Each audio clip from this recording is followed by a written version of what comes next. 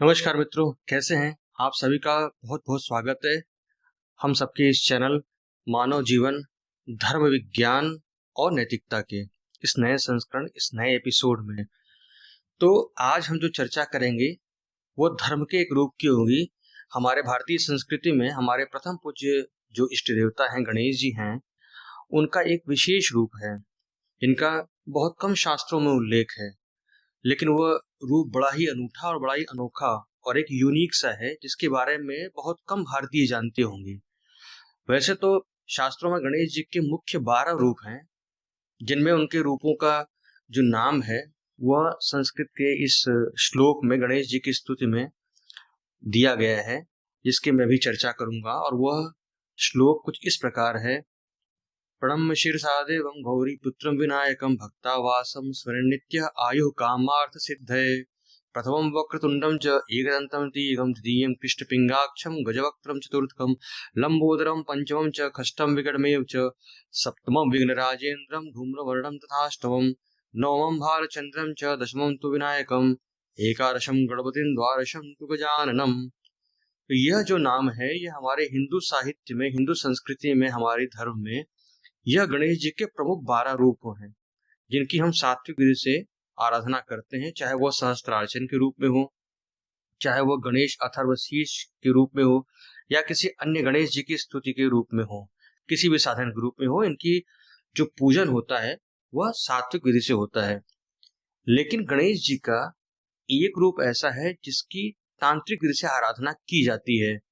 यह सबको नहीं पता, और अगर पता भी है तो बहुत कुछ लोग होंगे, वो शायद 4 या 5% होंगे, जो ये जानते हैं कि उच्चिष्ट विनायक गणेश जी का एक ऐसा रूप है।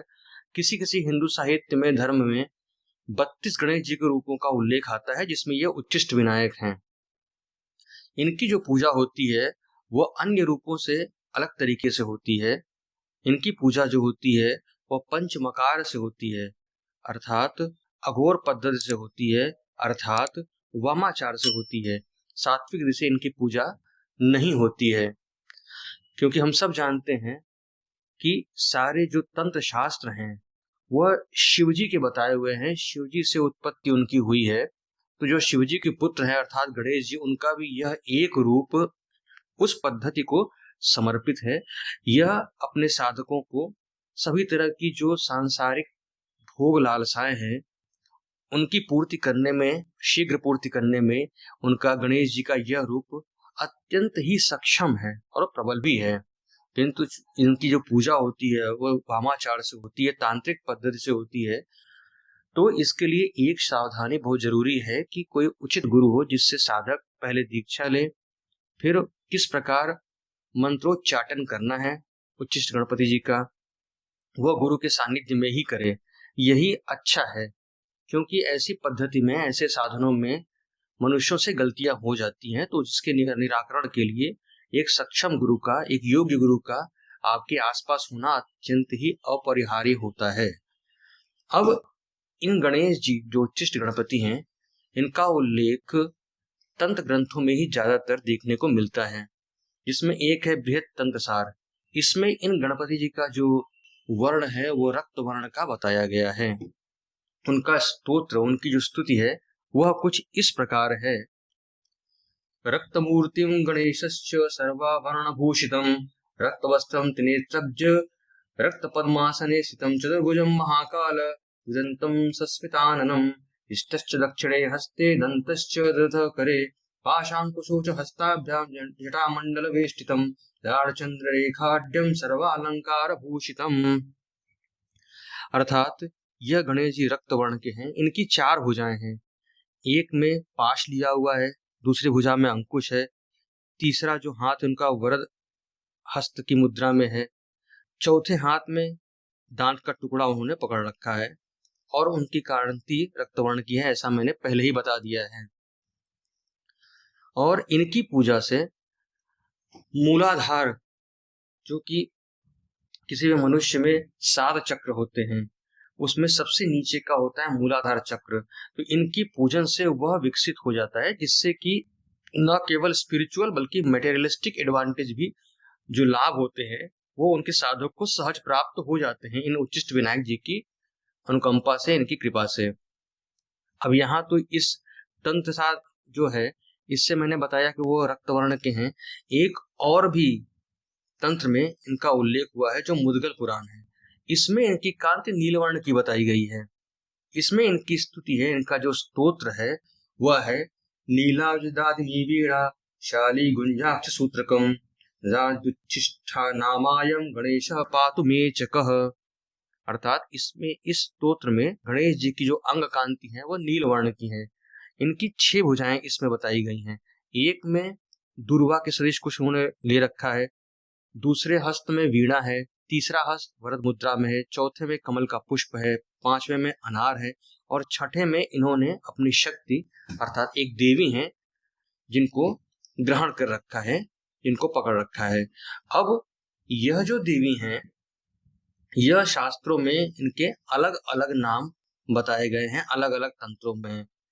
कहीं उनको बताया है श्री नीलवाणी किसी किसी ग्रंथ में, अर्थात श्री अर्थात लक्ष्मी जी, नील अर्थात दुर्गा जी, वाणी अर्थात सरस्वती जी। तो इन तीनों की शक्ति जिसमें समाहित वो श्री नीलवाणी देवी हैं जो इनके अंक में विराजमान है, ऐसा बताया गया है। तो उनके साथ इनकी जो आराधना करता है उच्चिष्ट गणपति जी को, उसको सहज ही सभी जो सिद्धियां हैं, सभी जो ज्ञान है और उनका जो रक्षण है वो सहज ही हो जाता है। क्योंकि जो नील अर्थात दुर्गा जी है वो साधक की रक्षा करती हैं, वाणी अर्थात सरस्वती जी, उसको सभी ज्ञान उसको प्राप्त हो जाते हैं उनकी आराधना से, और श्री अर्थात लक्ष्मी जी की अनुकंपा से उसको जितने भी भौतिक लाभ है, जो द्रव्य हैं, वो सभी प्राप्त हो जाते हैं।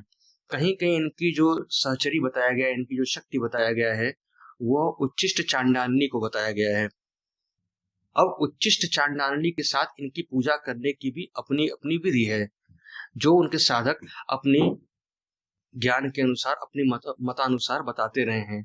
जैसे गणेश जी उच्चिष्ट गणपति के जो उनका मंत्र है, जो चैंटिंग होती है, उसमें कुछ मुंह में रखा जाता है। मुंह में रखने का तात्पर्य यह है कि जो भी गणेश जी को भोग लगाया जाता है, उस भोग का कुछ एक अंश अपने मुख में रख के उनका जो मंत्र है उनको चैंट किया जाता है।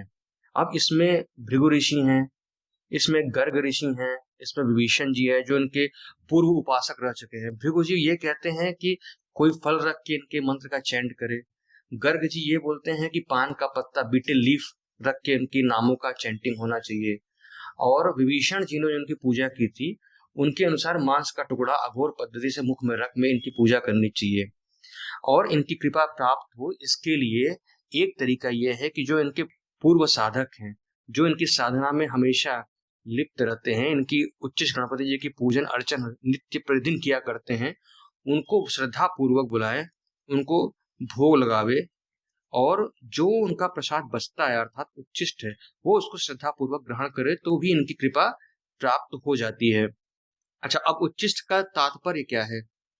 उच्चिष्ट का तात्पर्य यह है कि जो भी कुछ बचा हुआ होता है, जो भी कुछ बचता है, उदाहरण के लिए यदि हमारे पास 10 वस्त्र हैं और हमें किसी को 2 वस्त्र देने हैं, तो जो हमारे जरूरत के हिसाब से 8 अच्छे हैं, उन वस्त्रों को अपने पास रखेंगे, और अगर हमें 2 देने हैं तो 2 हम उनको देंगे जो हमारे लिए उतने अच्छे नहीं है, या जिन्हें हम समझते हैं कि इन 2 वस्त्रों का हमारे लिए उतना महत्व नहीं है, इनको दान में दिया जा सकता है, तो वो उसे दे देते हैं।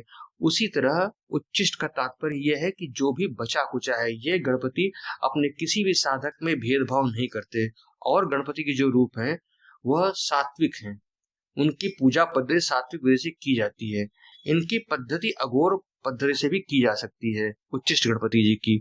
और इस तरह से जो पंचमकार से जो इनकी पूजन करता है, अघोर पद्धति से करता है, वामाचार से करता है, उससे यह और शीघ्र प्रसन्न होते हैं, क्योंकि यह तंत्र पद्धति के देवता हैं। गणेश जी का जो रूप है, यह तंत्र पद्धतियों में इसका उल्लेख हुआ है। तो यह जो गणेश जी का रूप है, यह वामाचार से भी प्रसन्न होते हैं और शीघ्र प्रसन्न होते हैं। बस यहाँ ध्यान देने की बात सिर्फ एक ही है कि जो इनकी दीक्षा होती है वो किसी अच्छे तंत्र गुरु से ही लेनी चाहिए किसी को, ताकि अगर उनके मंत्रोच्चाटन में अथवा पूजा की किसी तरीके से कोई त्रुटि हो जाए तो जो गुरु हैं वो उसे ठीक कर सकें। इसलिए इसमें एक अच्छे गुरु का होना नितांत आवश्यक है, अपरिहार्य है। और इन जो उच्चिष्ट गणपति जी का मंदिर है, ये मणिमूलेश्वर मंदिर है जो कि तमिलनाडु में है। संभवतः यह एक ही मंदिर है गणेश जी का तमिलनाडु में पूरे भारत में जो जिसमें उच्चिष्ट गणपति जी की प्रतिमा रखी हुई है, भक्तजन आके उसमें दर्शन करते हैं। ऐसा शायद एक ही मंदिर पूरे भारतवर्ष में है। तो ये रही आज का एपिसोड, गणेश जी के उस ऐसे रूप के बारे में बताना था जिसके बारे में हम ज्यादा नहीं जानते। तो उच्चिष्ट गणपति जी की कृपा सभी को प्राप्त हो। जैसे हम आराधना करते हैं बाकी गणपतियों की, बाकी गणेश जी के बाकी रूपों की, उसी प्रकार यह रूप भी तंत्र समाज में काफी प्रचलित है उच्चिष्ट गणपति जी का। तो आज का एपिसोड बस यही समाप्त करते हैं। अगले एपिसोड में फिर मिलते हैं किसी नए टॉपिक पे, किसी नए विषय पे, जो कि हो सकता है धर्म से भी, जो कि हो सकता है विज्ञान से भी, या मानव मूल्यों और नैतिकता से। तब तक के लिए आप सभी को अगर ये चैनल अच्छा लगता है तो कृपया इससे जुड़ें, ताकि इसमें कोई भी जो भी ज्ञान की चीजें होती हैं, मैं कोशिश करता हूँ कि अच्छे से अच्छा इसमें कोई ऐसी बातें बताई जाए जो सभी को ना पता हो। तो ऐसी चीजों को आपके बारे में जानकारी हो, ऐसी चीजों के बारे में आप जानें, तो इसके लिए कृपया हमारे इस चैनल से जुड़े रहें। बस, धन्यवाद, प्रणाम।